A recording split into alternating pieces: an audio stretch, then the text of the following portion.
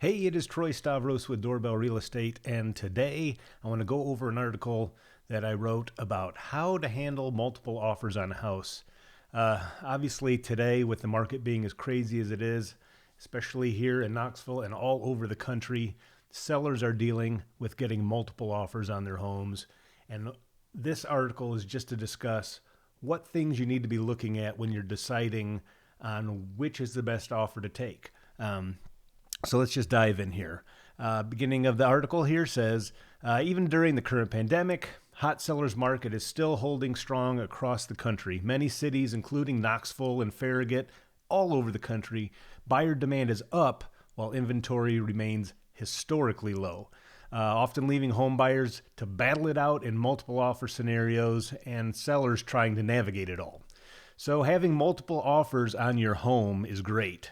But how do you make sure you choose the best offer and don't pass up a better one?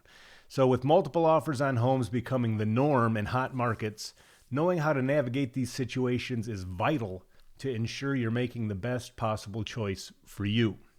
And that's the important part, making the best choice for you. What might be right for you might not be right for somebody else, depending on their situation. And that's what we're going to talk about. You might be tempted to jump on the highest offer received, but you need to remember price is only one piece of the puzzle. Aside from price, there's several other factors that sellers should consider. Before we delve into how we evaluate an offer, here's 2 points we need to remember. First, sellers need to work to get the very best deal, but to do that, you first need to define your selling goals. Are you looking to make the most money from the sale? Do you need flexibility to move on your own timeline, or do you just need to sell fast? Knowing your goals for selling ensures that when we're comparing offers, then you can make the best decision. Okay, second thing that we need to evaluate, second point. Once you understand what's most important, you must be prepared for what to expect.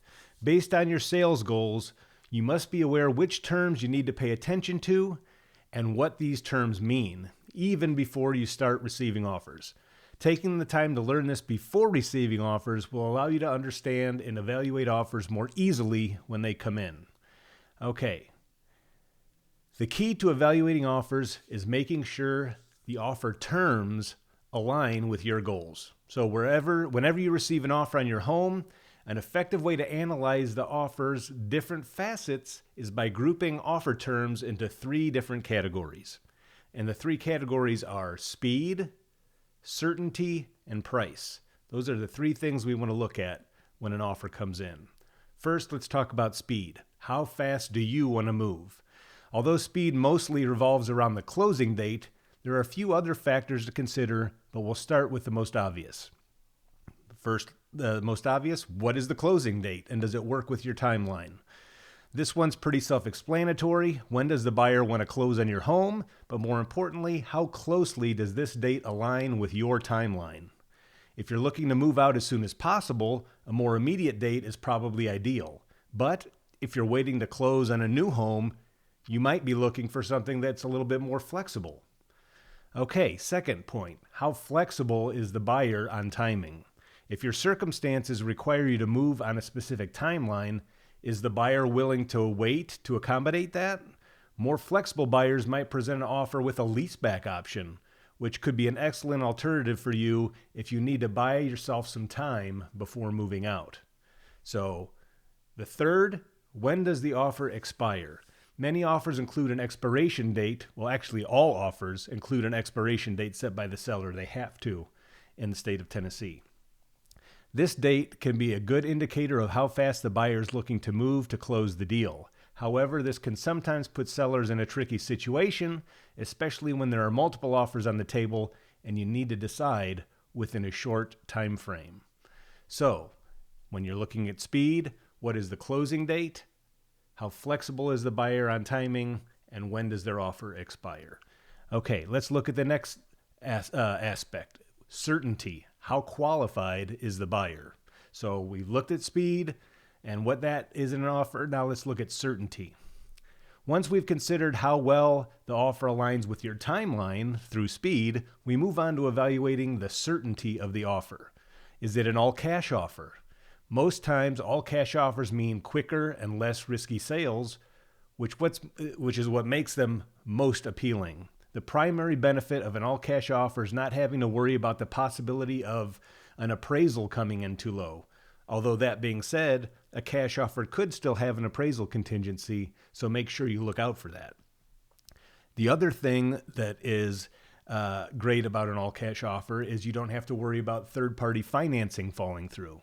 But even though all-cash offers bring a heightened level of certainty, they also come oftentimes with a lower price tag. People that are paying cash are often making more aggressive offers because they know they're paying cash, and that's a benefit to you. So depending on your goals, you're going to have to weigh the cost there. But if you get an all-cash offer and it's a great price, well, then it makes your decision easier, depending on if the speed is working out with what your timeline is. Okay. All right. How financially secure is the buyer? That's our next point. Having a financially stable buyer will help ensure a smooth closing. A few factors can help you determine how financially secure a buyer is: how much money they're putting down, their earnest money deposit, and if they're pre-approved for a loan. Those three things. So, first thing, down payment. Typically, a higher down payment is indicative of a serious and more financially secure buyer. The higher the down payment, the better. Down payments between 20 to 50% are a strong indicator of financial stability. Next is earnest money deposit. Earnest money is a signal of good faith from the buyers that they want to purchase your home. The buyers won't get this money back if they back out of the deal unless specified in the contract. Typically, buyers will default to 1% of the purchase price. If an earnest money deposit higher than 1% comes in, it means they're serious about buying your home. And then the third, pre-approval. These days, being approved for a loan or pre-approved for a loan is pretty much a necessity in competitive markets. Even though pre-approval doesn't guarantee buyers financing, it's a good indicator that they're ready to buy and they're able to buy when they're ready to make a purchase. So those are those three things we need to look out for: down payment, earnest money deposit, pre-approval. And then next, are there contingencies?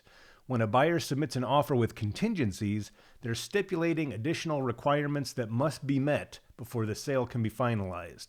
Any contingency included in the contract should be noted and taken into consideration.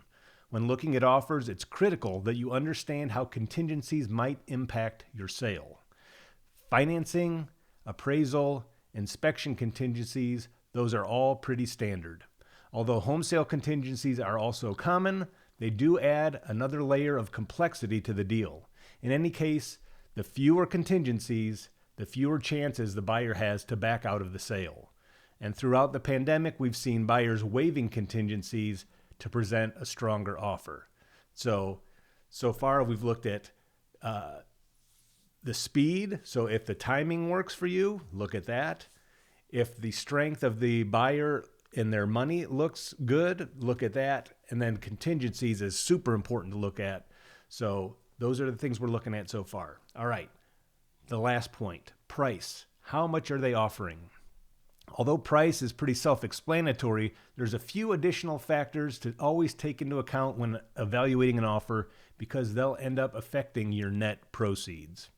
Okay, is the buyer asking you to pay closing costs?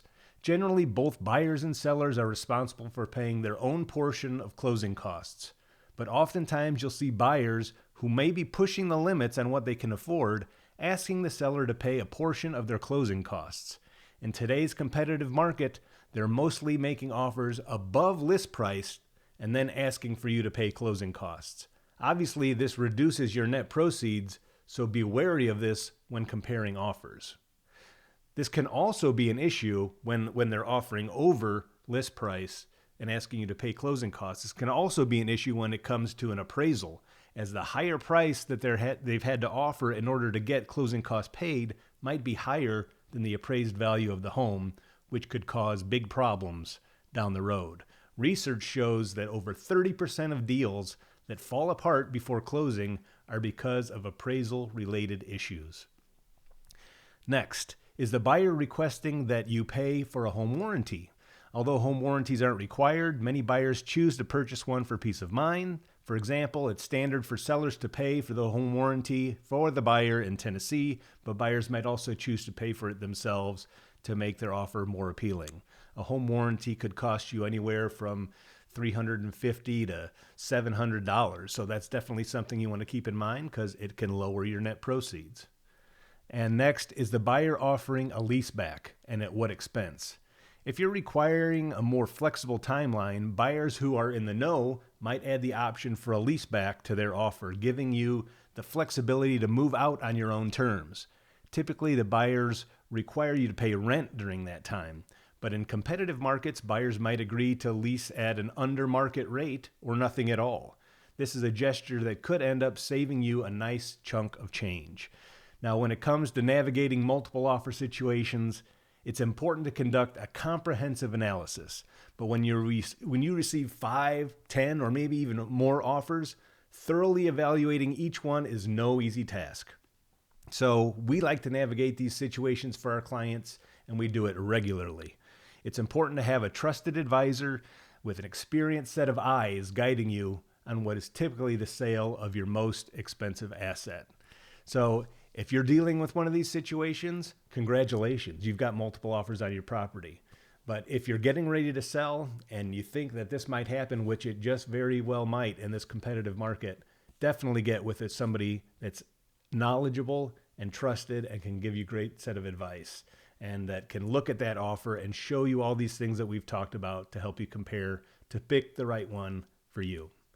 We'd love to help, but if you have any questions, reach out. We're here for you. Have a great day.